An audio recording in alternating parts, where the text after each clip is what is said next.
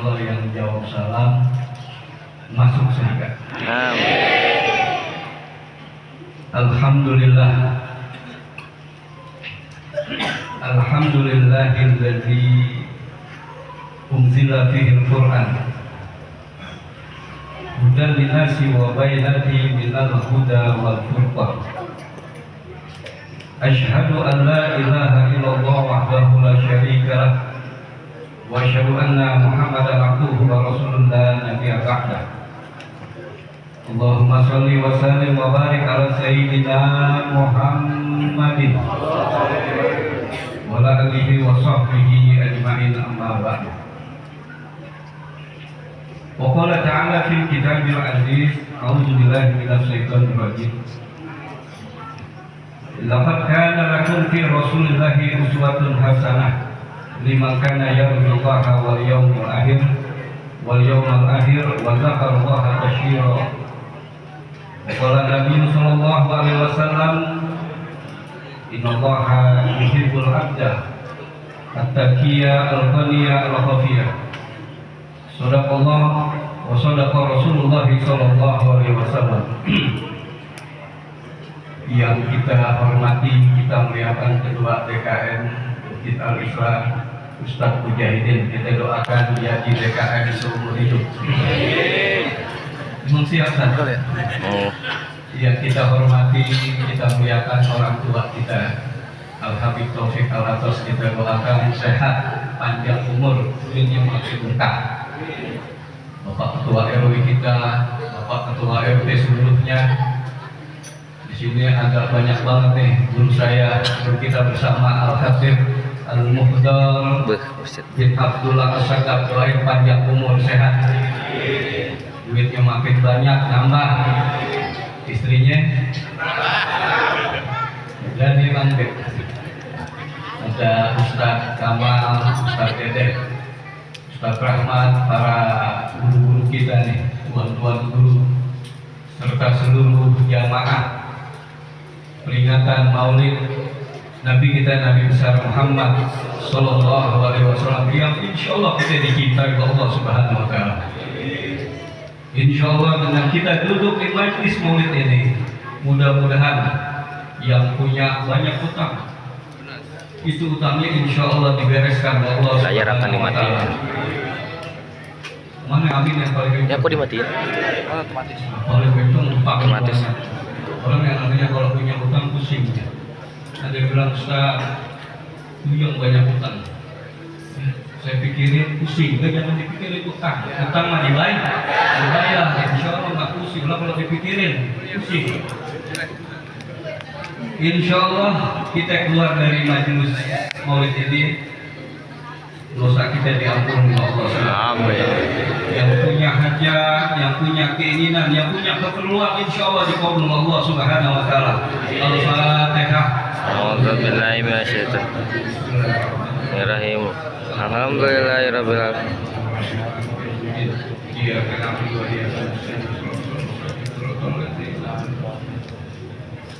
Gak panjang kalam, gak panjang lebar. Saya ingin menyampaikan satu hadis sahih.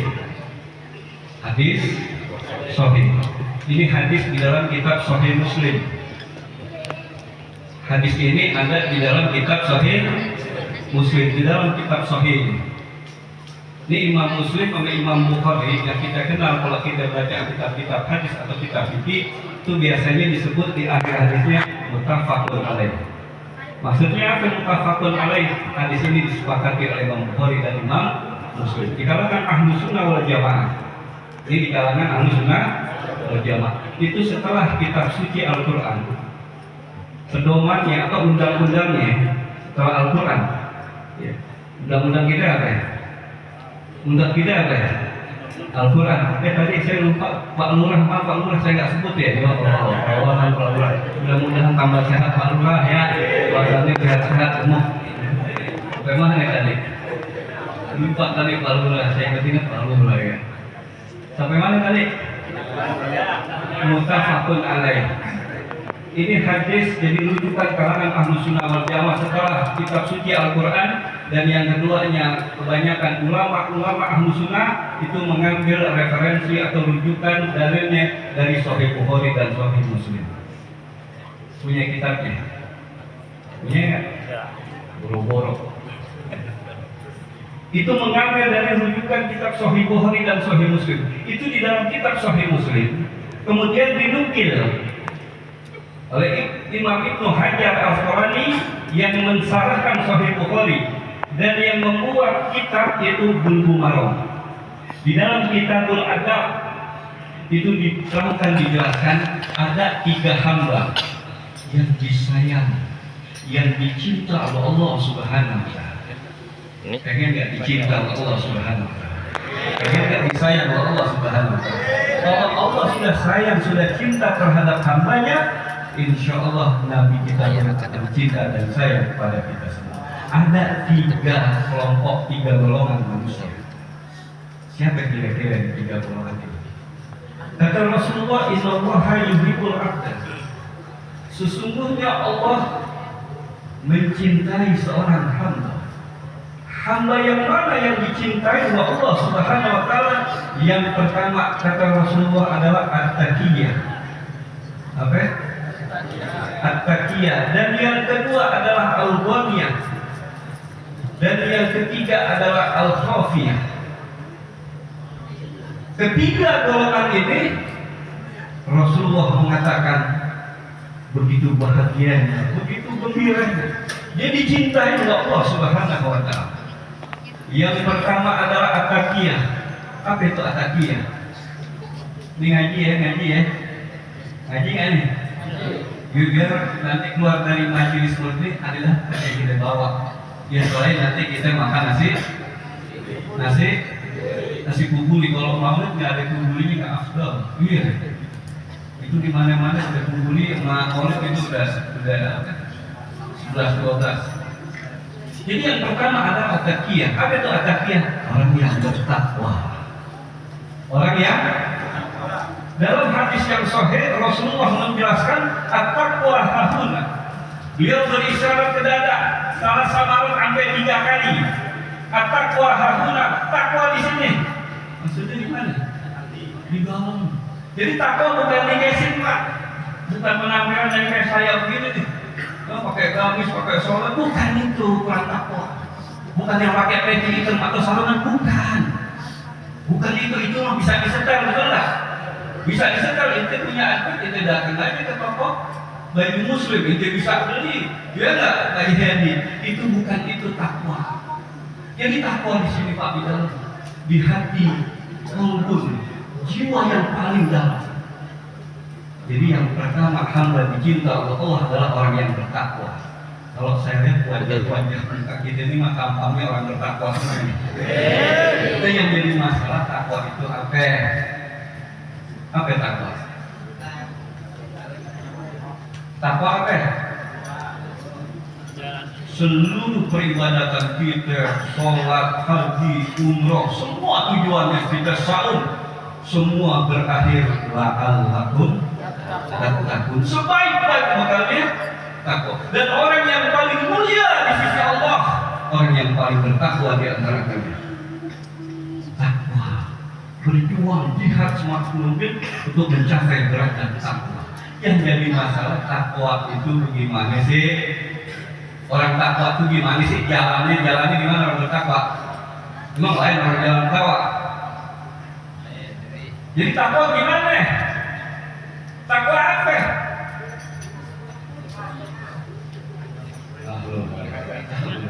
Ngaji. Di hadro juga udah cakep nih, ngaji. Ibadah tidak ibadah nih kalau nggak pakai ilmu, ibadah tidak pakai ilmu, kacau gitu. Ulama sepakat ibadah tanpa dasar ilmu dan diterima oleh Allah Subhanahu wa taala. Saya kasih contoh sholat. Di dalam sholat itu ada rukun, ada yang wajib dan ada yang sunnah. Kalau rukun kita tinggalin, maka sholat kita nggak sah. Kalau sunnah di dalam sholat, kalau kita tinggalin, sholat kita tetap sah nggak? sah sebentar gitu. Masalah takbiratul ihram. Takbir. Gimana takbiratul ihram? Lafaznya yang dikeluarkan adalah Allahu Akbar. Melafazkan Allahu Akbar rukun apa sunnah? Sunnah apa rukun? Betul. Kemudian angkat tangan. Di dalam hadis ya, di kitab Al-Imam Syafi'i, ya, Al-Imam Syafi'i, kitab induknya para fikih. Itu di bab takbiratul ihram Imam Syafi'i membawa dua hadis cara mengangkat tangan. Yang pertama Imam Syafi'i dia mengambil hadis cara angkat tangan itu tangannya sejajar dengan ujung telinga. Ini Allahu Akbar. Yang kedua Imam Syafi'i dia menukil hadis yaitu sejajar dengan bahu. Itu dalam kitab Al-Um. Sejajar dengan telinga atau sejajar dengan bahu. Jadi kalau kita lihat saudara kita cara takbir angkat tangannya ada yang sejajar dengan telinga, ada yang sejajar dengan bahu. Di luar itu nggak ada lagi keterangan hadisnya. Ada yang lebih tinggi lagi begini. Wow, di atas kepala malah. Kita bingung dia orang dari mana sumbernya. Kita cari ubek-ubek ya, angkat tangan di Sahih Bukhari, Sahih Muslim, Abu Dawud, Nasa'i, Tirmidzi, Ibnu Majah, Al-Baihaqi, Sunan Kubronya, Mustaq Imam Syafi'i, Darimi. Kita nggak ketemu tuh yang sampai tinggi banget angkat tangan. Cuma dua, sejajar dengan bahu, sejajar dengan ujung telinga. Angkat tangan hukumnya apa? Rukun apa sunnah? Sunnah. Sunnah apa rukun? Sunnah. Berarti orang yang nggak angkat tangan kalau dia sholatnya sah. Sah. Sah nggak? Sah. Dibilang nggak sah. Sah. Bahkan Imam Malik ahlul Madinah, ulama ahlul Madinah, Imam Malik nggak angkat tangan dia. Dalam takbiratul ihram Imam Malik cukup mengucapkan Allahu Akbar, posisi tangan begini. Itu Imam Malik tuh. Allahu Akbar begini Imam Malik. Ada pernah kita lihat orang salatnya nggak selekap anak Indonesia nggak ada, jarang. Karena Indonesia Asia ini menyebarnya mazhab Syafi'i. Kalau Imam Malik dia menyebarnya mazhabnya di Afrika. Di Afrika dia. Mungkin kalau kita sholat di Afrika itu Pak Lurah kita sholat di Afrika. Bagi negeri-negeri Afrika, kalau kita sholat di belakang mazhab Imam Malik, dia nggak angkat tangan. Kita bisa bingung kalau kita nggak belajar mazhab Al-Ba Imam yang 4.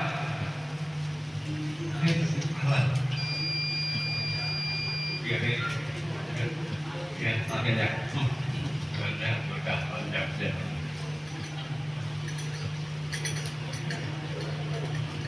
Ya, kita doain Habib Muhammad bin Muhammad Al-Hasan dimudahkan perjalanannya Allah Subhanahu wa taala sampai tujuan dan sampai ke rumah dalam Ini ikutin ya. Bebe. Kelihatan weh.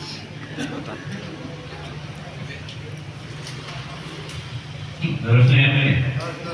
Laginya terus enggak? Terus. Lu main sulus aja.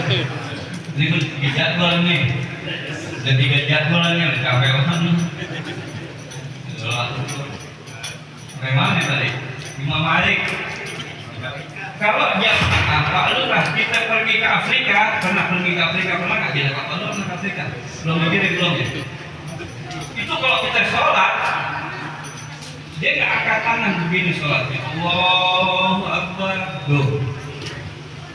Jadi Imam Malik Bismillah tidak menganggap bagian dari surat Al-Fatihah. Kalau Imam Syafi'i Bismillah jahar, Imam Ahmad bin Hanbal Bismillah tapi sir. Mekah Madinah itu bermazhab Imam Ahmad bin Hanbal. Kalau kita ke Afrika kita sholat begini, Allahu Akbar, gini aja tuh tangannya. Dan dia nggak baca Bismillah, karena Bismillah bukan bagian dari Al-Fatihah menurut mazhab Imam Malik. Di penghujung surat Al-Fatihah, waladhdallin mazhab Syafi'i jahar. Imam Ahmad bin Hanbal juga sama jahar. Barang siapa yang aminnya sama dengan imam dan makmum maka malaikat mendoakannya. Tapi Imam Malik enggak ambil dia. Setelah baca waladhdallin, iya. Kita mazhab Syafi'i agak semenau. Kita bilang aja amin. Itu enggak ada nyebut amin, bisa bingung ini amin. Kalau kita enggak belajar mazhab arba'ah. Belajar apa biar kita enggak kaku dalam bermazhab. Jadi yang pertama adalah orang yang bertakwa, yang dicinta oleh Allah Subhanahu. Takwa itu 3. Ada ulama mentafsir takwa dengan ayat bil ayat. Takwa itu alladzina yunfikuna fi sarra'i wa dharra'i. Orang bertakwa punya sifat dermawan. Orang bertakwa punya sifat ahli sedekah. Orang yang ahli sedekah, orang yang bertakwa, dia lihat orang mukanya butuh bantuan, orang mukanya butuh bantuan, tapi ini orang susah dikasih, dia bantu. Dermawan sekali. Wal kadzimina al ghaizah. Yang kedua, sifat orang bertakwa, dia bisa mengendalikan marah emosi. Orang bertakwa nggak mudah diprovokasi, nggak mudah dipancing untuk marah, nggak, dia bisa menekan. Dan yang terakhir, orang bertakwa wal afina adina, dia punya jiwa kemanusiaan. Bukan dan kita, kalau kita dalam diri kita masih ada punya sifat dendam sama orang lain, masih dendam, kesel, apa yang kita bilang, itu kita nggak masuk dalam orang yang bertakwa dan nggak masuk yang dicintai oleh Allah Subhanahu wa Ta'ala. Itu takwa yang pertama. Yang kedua, yang dicintai oleh Allah siapa ini hambanya? Al-Ghani, orang kaya. Orang, lu kaya nggak? Kaya itu ada 3. Waktu dia lahir, emang dia kaya. Kaya itu ada 3. Kaya karena memang warisan keturunan. Kenapa orang tua ini kaya? Kaya. Yang pertama. Yang kedua, orang kaya. Lu tahu yang orang kaya? Jadi kaya nggak? Dan yang ketiga, kaya karena usaha dagang. Itu untuk mendapatkan kekayaan. Nah, yang dimaksud Al-Ghani, orang kaya ini siapa? Kalau kita memahami hadis secara tekstual, berarti orang susah, orang miskin, orang melarat kagak dicinta oleh Allah. Yang dimaksud orang kaya ini kata Nabi. Nabi nanya oleh para sahabat, "Mah Ghani? Apa itu Ghani?" Dalam ayat riwayat lain, "Man Ghani? Siapakah yang dimaksud orang kaya?" Sahabat bilang, "Ya Rasulullah, banyak duitnya." Sahabat bilang, mengatakan dia banyak dinar, dirhamnya, yang pohon kurma hektaran. Kata Rasul, bukan itu orang kaya. Rasul jelaskan, yang namanya Al-Ghani, orang kaya itu gina nafs, kaya benar. Dia punya hati kaya, cukup. Dia punya mental kaya, bukan mental pengemis. Hati kita. Sekarang ini banyak pejabat-pejabat kita ini karena korupsi. Korupsi sekarang nggak tanggung-tanggungan. Bukan lagi berapa? Kenapa dia bisa korupsi? Memang dia nggak bisa makan. Duitnya enak. Kenapa dia masih korupsi? Ini miskin. Ininya miskin nih. Hatinya miskin, makanya kurang, makanya dia korupsi. Sampai gini kita lagi nunggu undang-undang pengesahan rampasan aset seluruh aset para koruptor. Sampai gini belum diketok-ketok. Kalau ini diberlakukan, Pak, ini diberlakukan nih. Di Indonesia kayak dirampok tuh, bukan dirampok, dia ambil sisa aset itu para koruptor. Masukin kas uang negara. Tadi negara kasnya banyak lah, saldonya banyak lah. Kayak masjidnya Alif, wah alhamdulillah saldonya. Saldonya alhamdulillah. Negara kasnya kaya. Dia panggil tuh bank IMF, bank ribawi itu, kapitalis tuh, Zionis Yahudi itu. Sini loh. Kenapa? Gua mau bayar utang, berapa utang lo? Gak usah bayar bunganya lagi gua. Capek gua dengan riba.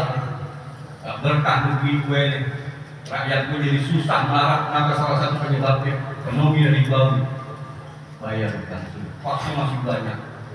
kata Isanusi, pengamat politik, orang yang nganggur aja di Indonesia, yang nganggur dia bisa mendapatkan bantuan BLT setiap bulan 20 juta. Setiap bulan orang fakir miskin dapat bantuan 20 juta. Enak nggak kayak begitu? Enak nggak kayak begitu? Nanti kita doain di Presiden kita Prabowo, dia lebih berjuang, lagi jihad ya. Lawan siapa? Orang kita dukung Pak. Karena ada yang ingin goyang-goyang Prabowo ini. Ada.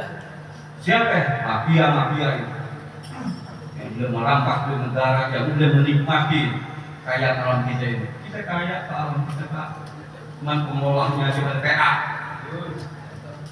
Aku jadi kayak begini ceramahnya, lapar begini nih ceramah jadinya. Lapar aja. Jadi begini gitu. Lapar ceramah kayak begini jadinya. Apa tadi? Yang terakhir, orang kaya kaya hati kita biarin yang kita banyak. Yang penting hati kita kaya. Betul nggak? Daripada duit kita susah karena dunia hati kita miskin kita doain mudah-mudahan pejabat kita mentalnya paling kaya. Yang terakhir setelah Al-Dunia Al-Khafiyah, yang disayang dicinta oleh orang lain. Al-Khafiyah, apa itu Al-Khafiyah?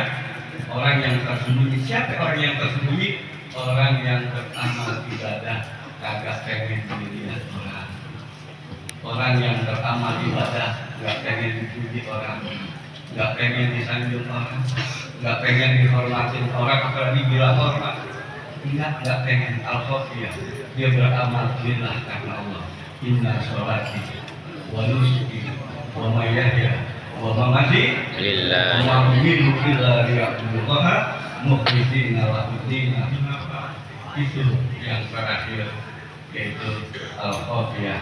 3 kelompok golongan yang dicinta disayang oleh Allah.